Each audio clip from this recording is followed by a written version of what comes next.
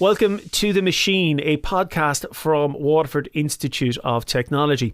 My name is Rob O'Connor. I'm a lecturer in the Department of Computing and Mathematics. You can follow us online at machine_podcast on Twitter.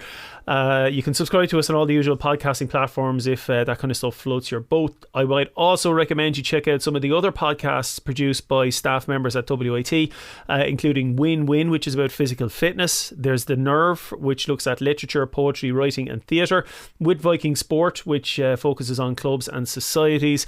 There's SLL, Student Life and Learning, and they talk about student issues. And there's also Engendering Change, which looks at gender issues from a variety of societal standpoints. Today we are going to speak about final year projects and the Sun Life Awards. Now, if you're doing a degree in anything, you probably have some class of a final year project. Sometimes it's called dissertation, it might be called thesis, but it's that type of thing. In the computing world and in WIT, on our programs, we have what's known as the FYP, final year project, which is a capstone piece of work that every student completes before they graduate. On the panel today, we have Lucy White from WIT. She's also a lecturer in the Department of Computing and Mathematics. There's Jonathan Gillespie, who is a recent graduate from WIT and was also a winner of a Sun Life Award last year. And we have Shane Corbett from Sun Life. He's a business systems analyst and he's the official liaison between Sun Life and WIT. The Sun Life Awards, which we'll get to in a few moments, are an industry collaboration that we have going on where Sun Life basically, we have a competition between all the various projects, and there are lots of nice prizes for students to win. When I say nice prizes, I'm not talking about a pen. It's a bit more substantial than that, as Jonathan might attest to. Folks, you're very welcome along to the virtual studio today. I hope you're all well and happy. Thanks for having us, Rob. Great to be here. Thanks, Rob. Right, Lucy, we might start with yourself. Sure. Could you maybe explain what is a final year project and what's its purpose? Okay. Well, our final year project is really a project module that all of our fourth year computing students have to do as part of their final year. It really is a culmination of, their 4 years in college, and it allows them to demonstrate all that they've learned. But I think what's really, really important as well is that they have the chance to, I suppose, showcase their project and themselves to potential employers. I suppose, it spans across the entire academic year, but it is broken up into two modules. Okay, so the first module is really about framing the project and modeling the system, thinking about the functional, how it's going to work, thinking about what features, the system is going to have, what technologies you're going to use to implement those features. Okay, students usually tend to build a demo, to coincide with the output for semester one, which is usually a report which documents all of this. So and then really they present that to a panel. Well, it's a small panel, it's the supervisor, and it is a second reader. And usually there is really good feedback provided to the student so that they can refine possibly their model, think about think about stuff that they might have come to mind throughout the first semester, okay? And then in semester two, it really is about implementation, refining the model, implementing it, and breaking down this big chunk of a system into separate components, parts, and implementing them. It's kind of very iterative, and all the while progressing their supplementary documentation to go along with the implemented solution. 99% of our projects are, kind of system-based, building an application. There are a few research projects, but overall, it's usually about building a system and using what they've learned throughout the 4 years. So the idea really is that a student in their final year, which is typically fourth year of an undergraduate degree, that they basically have a lot of space in their timetable in place of some subjects. They just work on this project for the year, and it's basically where they decide, I'm going to build something, and I have an idea for building a widget or a software widget, Yeah, and I'm going to go off and exactly. do it and see where it takes me over the course of the year. Would that be fair enough?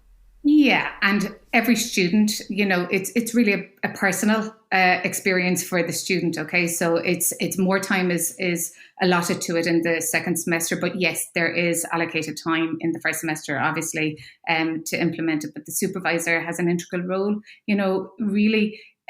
To be a point of contact for the student, to allow them to, maybe they might think that they have nothing to talk about on any given week, but usually sometimes those weeks are the most important weeks where they have space to kind of iron out issues they may have or they may not think they have, but actually they arise in the meeting itself. Yeah. So if we might talk about a specific example of a project and what that was, and Jonathan, we'll go to yourself. So Jonathan Gillespie, you graduated last year. Jonathan, you might just say what course you did and then talk about your project.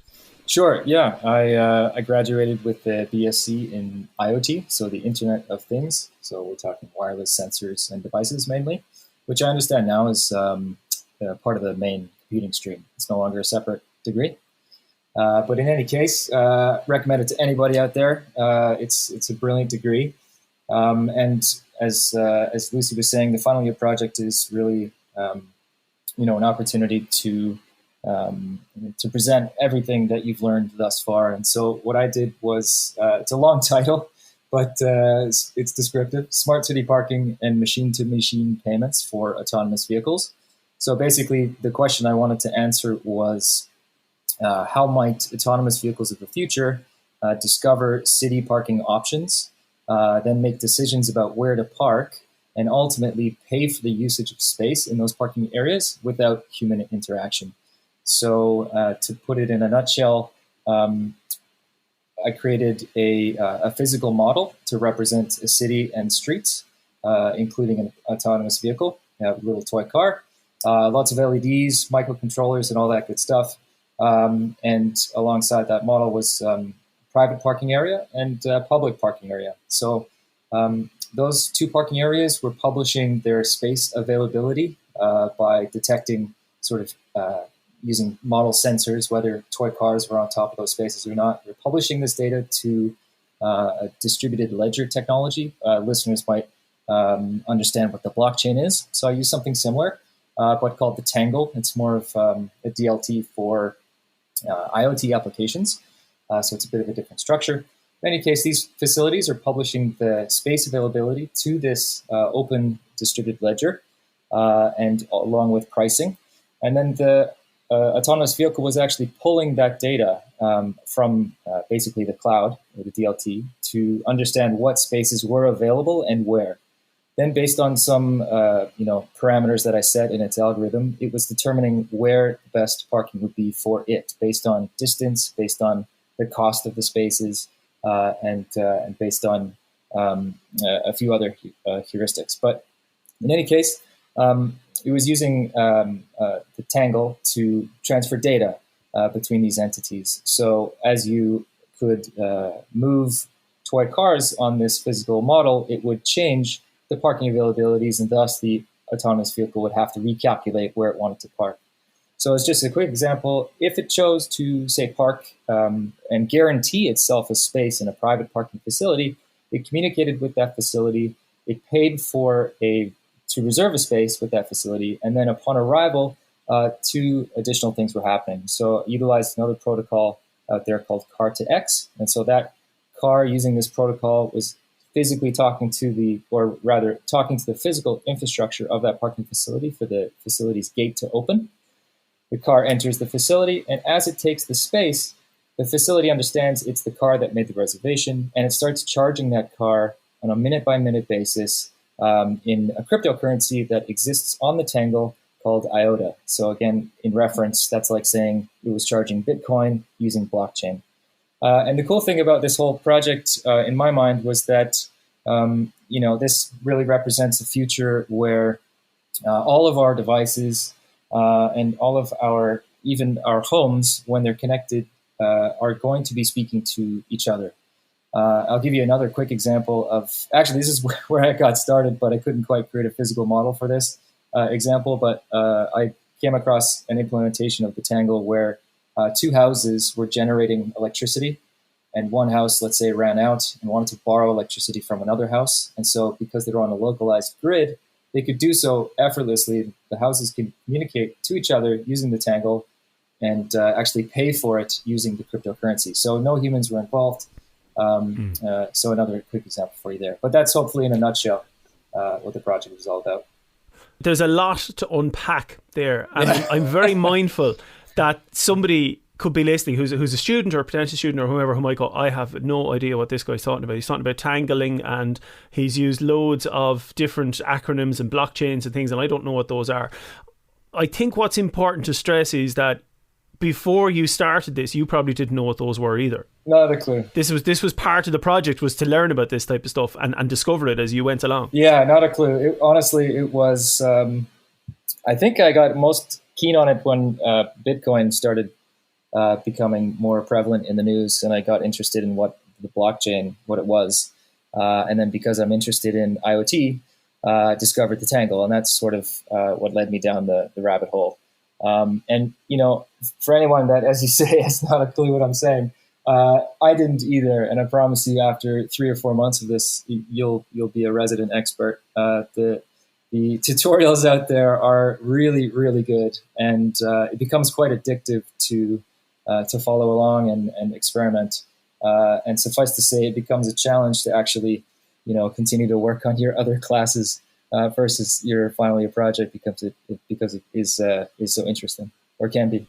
Yeah, I mean, that's the thing. We might dig into some of those details in a few moments, but I'm conscious that I want to bring Shane in and see where the Sun Life Awards fits in to this entire discussion. So, Shane, could you briefly describe, first off, who Sun Life are, the work that you do, and then we'll frame it in the context of the Sun Life Awards with the computing students. So Sun Life is it's a global organization. It was originally founded in Canada in 1865. So it's got a long history in the financial markets. Sun Life in Waterford, so the Waterford office, we operate under a couple of, I suppose, the international domains, primarily Sun Life US and Sun Life Canada, but there's also Sun Life Asia within there as well. So it's kind of split into different areas.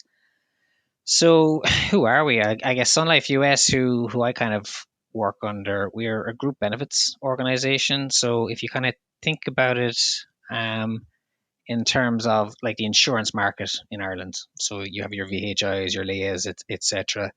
It's kind of a similar business to that, but it's different in the US market.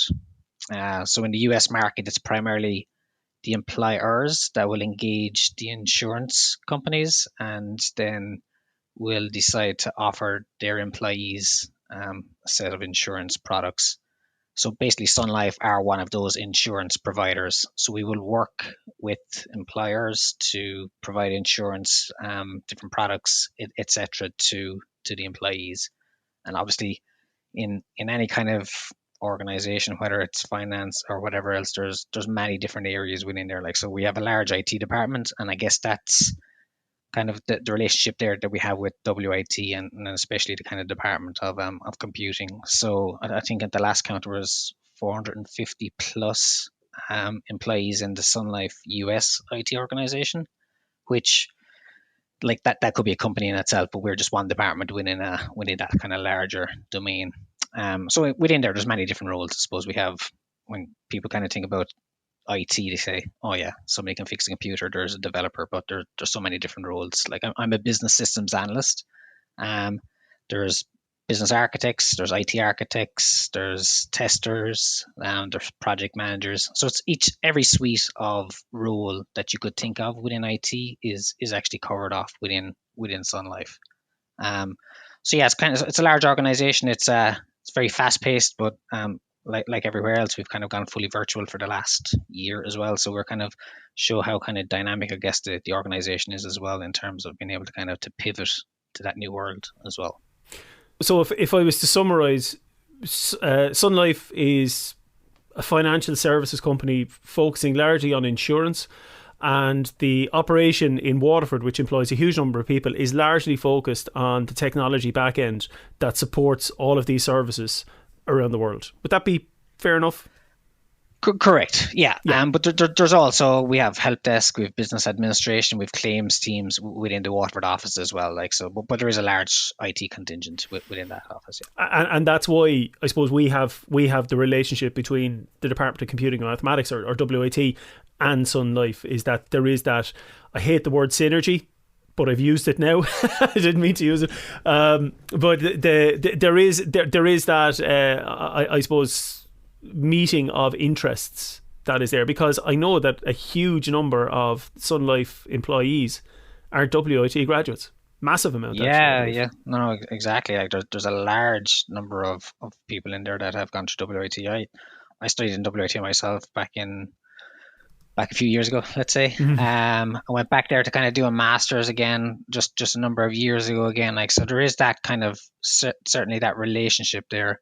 And especially kind of when you see in the Southeast as well, as like, it is basically the students that kind of come out of the local colleges that kind of feed the workforce as well. And it's great to kind of be able to engage with WIT and work with WIT to kind of form the relationship, but also kind of to look at what kind of skill sets are kind of needed in that marketplace. And obviously WIT are educating the workforce of the future. So it's where you have an input there and to kind of collaborate and kind of shape what could be like a new module even in an existing course or a new course in itself. It's great to have that relationship. And I know WIT have relationships with many different people, but I guess it's the awards that it's one way that Sun Life give back to WIT, and kind of to try and, I suppose, embrace those students and kind of give them a platform to kind of showcase exactly what they've learned within those 4 years as well. We might talk about what the Sun Life Awards are then, and how they fit in the context of this discussion. So we've established that projects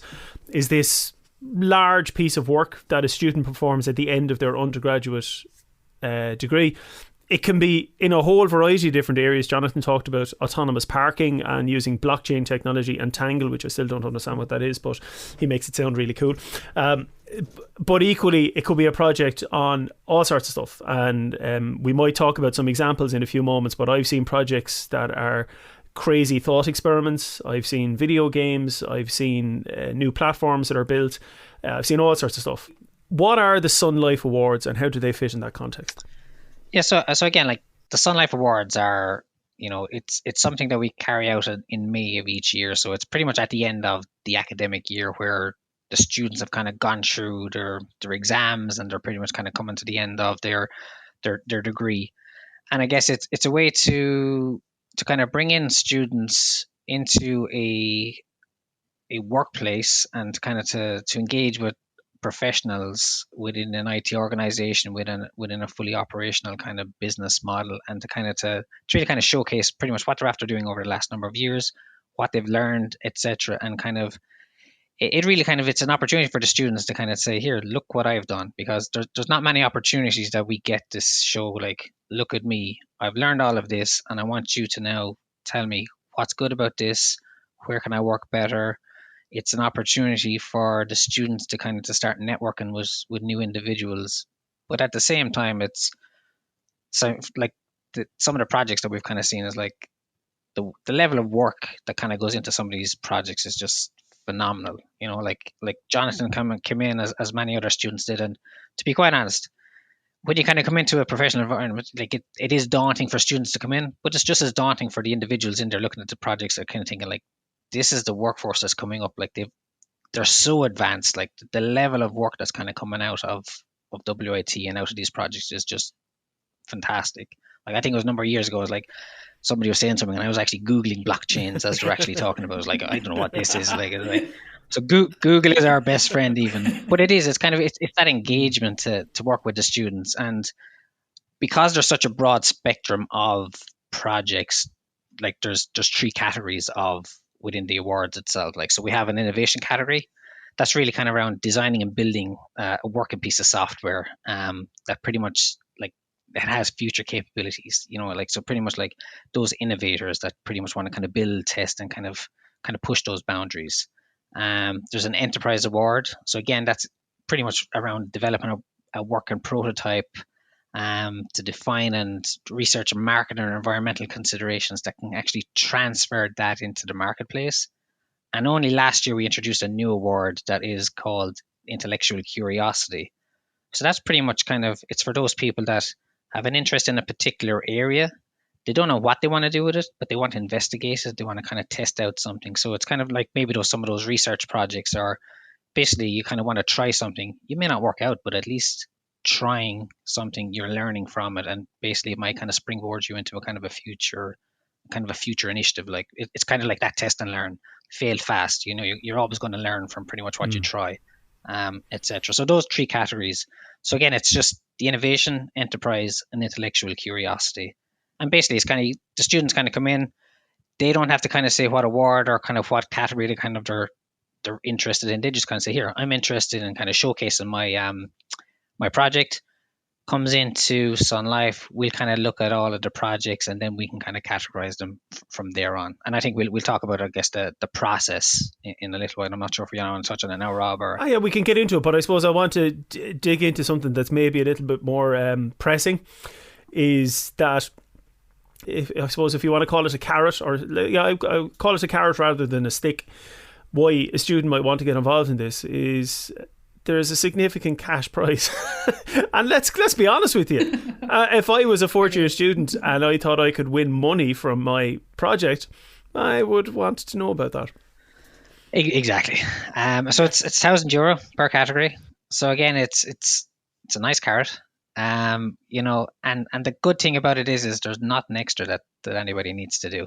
And I think that's the kind of winners. Like you're already doing the work. You're already kind of having to write up your documentation. You're having to build whatever you're building. You're having to do your thesis, etc. You're having to do your poster sessions, etc. All that fun stuff that comes along with fourth year. And this is really just that last piece. Like if you're interested, put your name forward, and you might be lucky.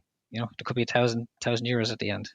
Just to reiterate there, it really is like a fantastic award, but also to the 10 finalists, or for the remaining finalists, they also get a runner-up prize as well, which is €100 as well. Like, so you have nothing to lose. The work is done. It really is just a case of submitting and see how you go. See if you're asked to come for for an interview. Now, Jonathan, we might go back to yourself. You're interesting, right? So I suppose we haven't mentioned where you are right now, because I'm in an attic in County Waterford. Lucy is against a white wall at her home in Waterford, and Shane, I assume you're somewhere similar. But Jonathan, you're somewhere much more exotic and exciting. Where are you? I'm in Doha, in the country of Qatar. And what are you doing there? I'm here working on the FIFA World Cup project that's slated for the end of next year. Working for a transport company, basically helping to organize the transport for fans, between stadiums and fan village sites and so on. That'll take place next year. Now, so I think that's fascinatingly interesting. But also what's really interesting is if I'd said to you a couple of years ago that from doing a degree in Internet of Things that you'd be working on transport for a major sporting event, let's leave COVID out of it for a moment, because nobody saw that one coming. I think that's an interesting juxtaposition, because they don't seem related, but actually they are, because it's all about problem solving, and it's about shifting something from point A to point B in the most effective way. Would that be fair enough? Yeah, absolutely. Any major project really is going to have a lot of similar, skill sets required. And in the case here, I certainly would not be doing the job I'm doing today if it wasn't for the education I received in terms of IoT, because when we say transport, we're talking about nearly 3,000 buses, which is going to be a record for the planet, which is pretty extreme. Yeah, and it's not that you're driving the buses. No. But these buses are kitted out with the most advanced technology in terms of, driver behavior monitoring, sensors in the tires for tire pressure, GPS coordinates, CCTV, you name it, it's got it. And so all this data has basically got to get pumped into a control center, and it requires a lot of systems. So with the background at WIT, and having gotten my feet wet a little bit on the project I mentioned previously, I feel more confident when I'm speaking to these technologies and understanding how they work and how we can use them best for the event. Now, Jonathan, what was your experience with the Sun Life Awards? Now, bear in mind, you're out the door now, so you can say what you want. Okay? You don't have to be nice to Shane if you don't want to be. Oh, no, of course it will be. Oh, it was great. It was great. I actually heard about the award being won by a previous IoT degree program fellow in the year prior. And so, there was sort of an ongoing joke in our degree program, like we have to keep it within our degree program, a bit of camaraderie there. So it was always in the back of my mind. And as the summer progressed before fourth year, I was just trying to think of an idea that I would be, I guess, proud or proud's probably a good word, proud and keen to present to a panel, and get actual feedback instead of just submitting it and never hearing from anybody about it again. So it was certainly motivating in that respect, and a bit of the carrot for sure, which helped me anyway. And the prize money wasn't so bad either, I will admit. Certainly went a long way to paying down some student loans. So it was a great experience. I must admit also that, granted, COVID, basically spiked our opportunity to have it in real life, I guess you could say.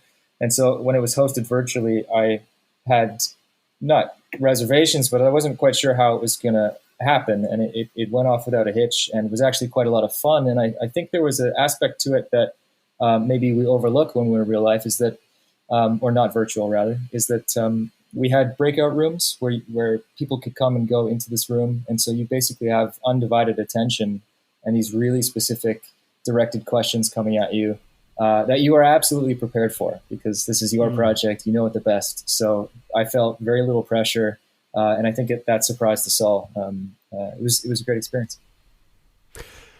Right. So I'd like to ask Lucy and Shane both about just maybe some examples of projects they've seen in the past that just stick in their memory. So, I'll start off very quickly by mentioning Jonathan's one, because now I couldn't remember, because I have a memory like a sieve, and I can't remember last week, last year, or 2 years ago.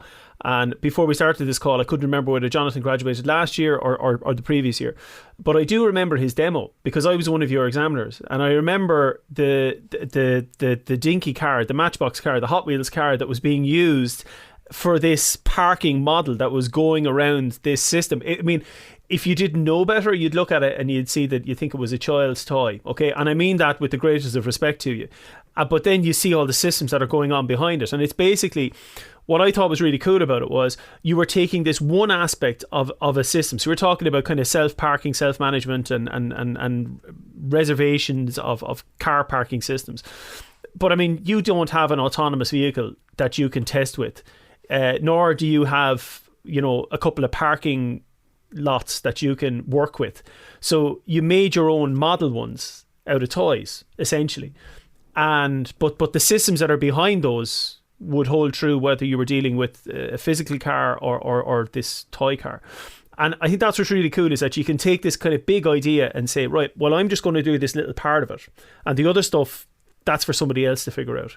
And I love that in a project where a student is able to see the bigger picture and where their work might fit in the context of others. So, Jonathan, your project always sticks out for that. Another project that sticks in my memory, and it's a good few years ago, was it was a student from multimedia, or what's now creative computing, who had basically made this long form animated comic book, essentially.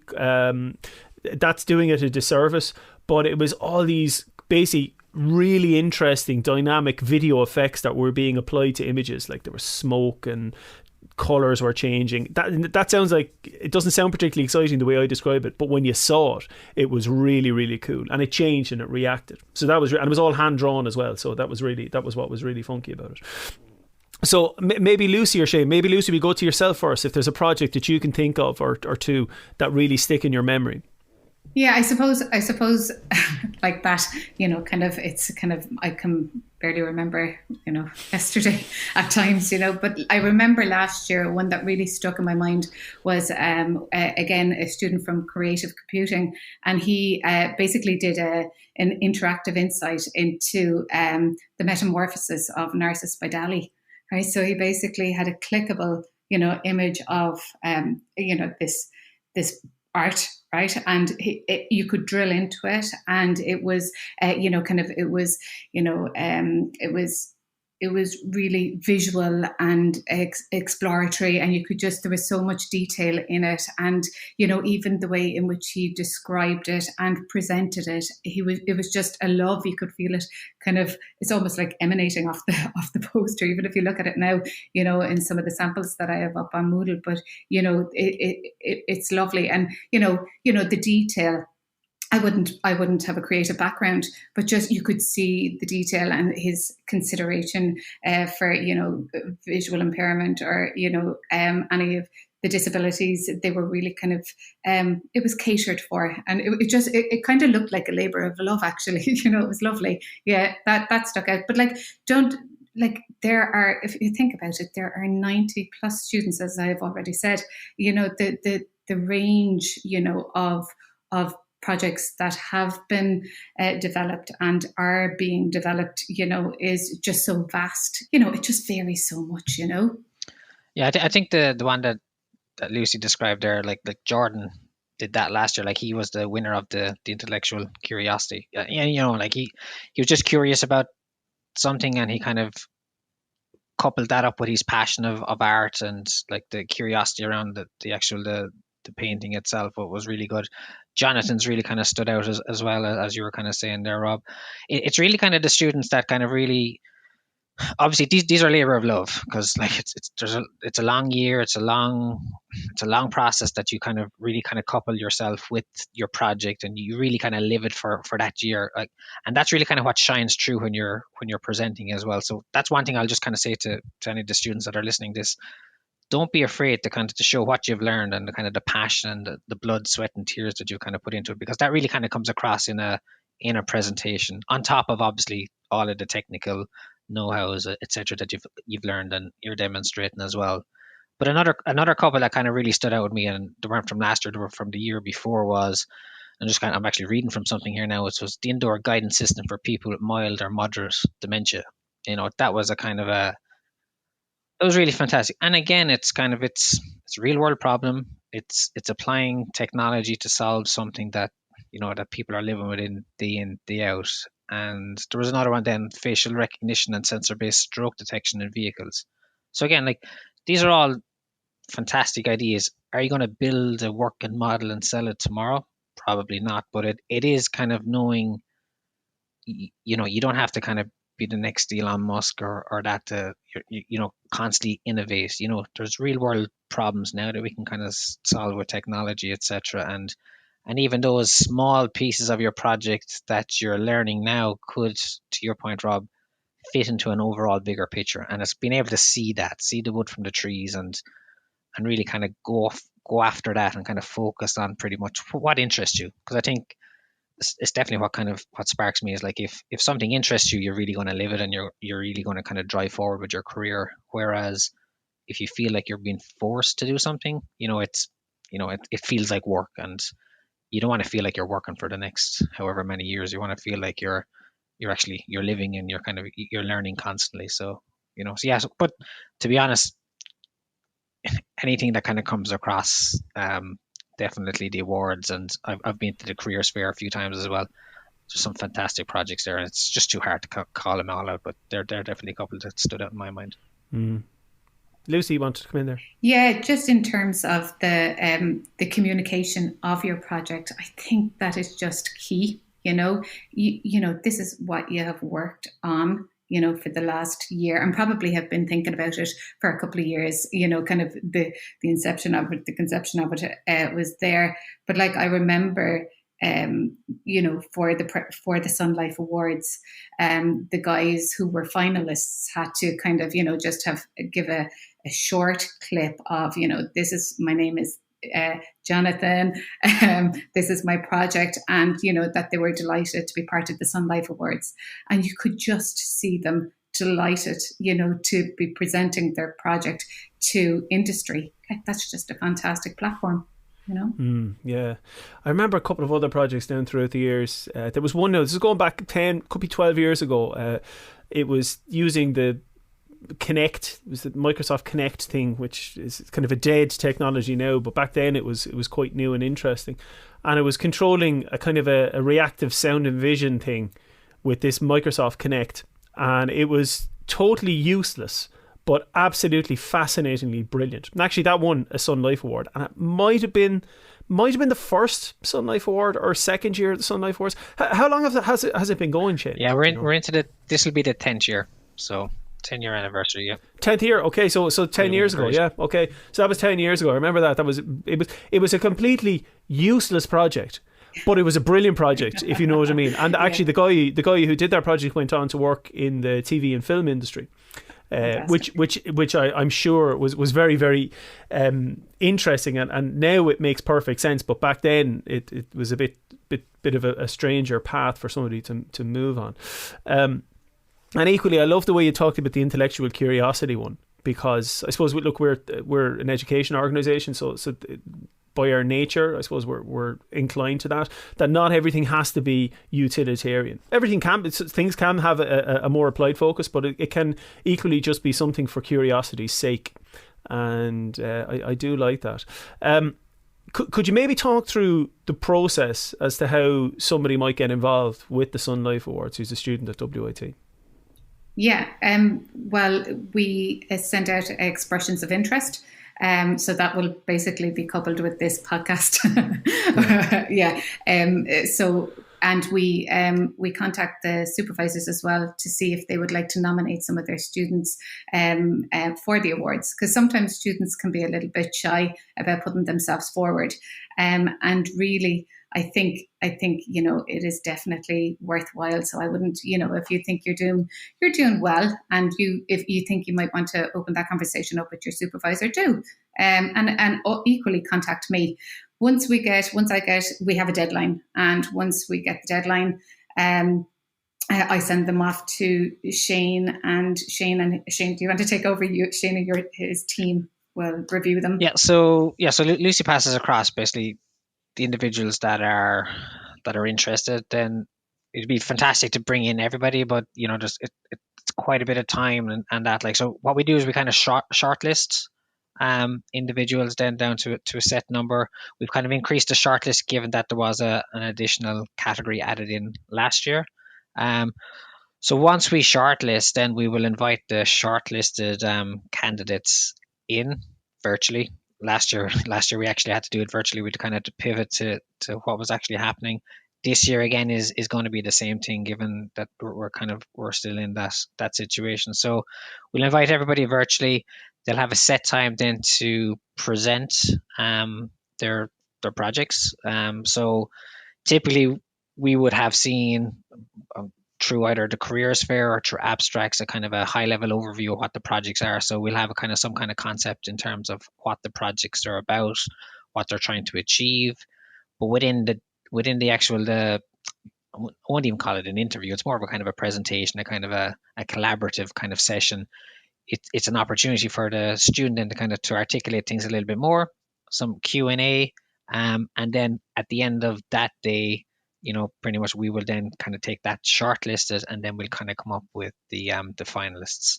And then 2 days later, we would invite the finalists again virtually into an award ceremony, whereby again they can showcase their projects more broadly to Sun Life as a full organization. And what we always try and do is kind of get either our CIO or pretty much some very senior leaders within the IT organization to come and to really kind of see what talent is out there, what WIT are offering.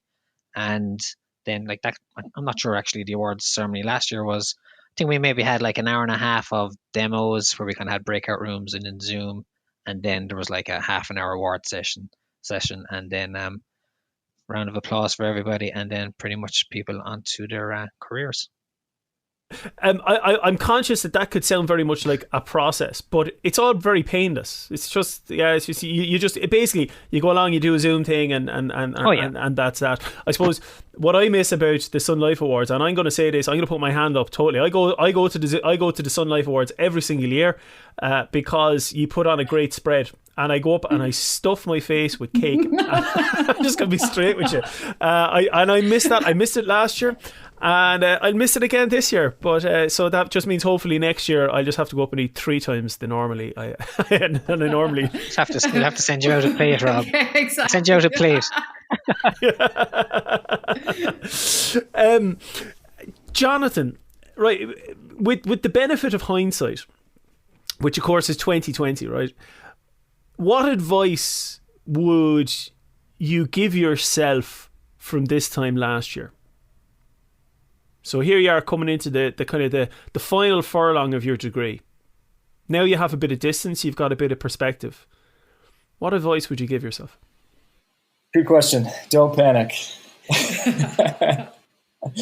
I would say that, what would I tell myself? That's a great question. That's a tough one. Honestly, just don't panic. Take a few deep breaths. At the end of the day, we're not saving lives here. We're just trying to do the best we can with the time we have. So, keep your head on your shoulders. It'll all be over soon, and try to smile through the whole thing. That's it's common sense, but it might sound like a cliche, but it's true, because often cliches are true because they are actually true. I think that's a nice note to end on there. If somebody wants to find out more about the Sun Life Awards, if you're a WIT student, you've got loads of material up on Moodle. You can contact Lucy White. If you want to find out more about Sun Life as an organisation, you can just Google Sun Life and there's a wealth of material that's out there. If you see a guy driving a bus at the World Cup next year, it's probably Jonathan. Hopefully, touch wood, all of that happens, by the way. I'm holding out hope. Folks, thanks very much. I really appreciate you taking the time to talk about this today. Thank you all. It's a pleasure. Nice to see you again. Absolutely. Folks, thank you so much for your time.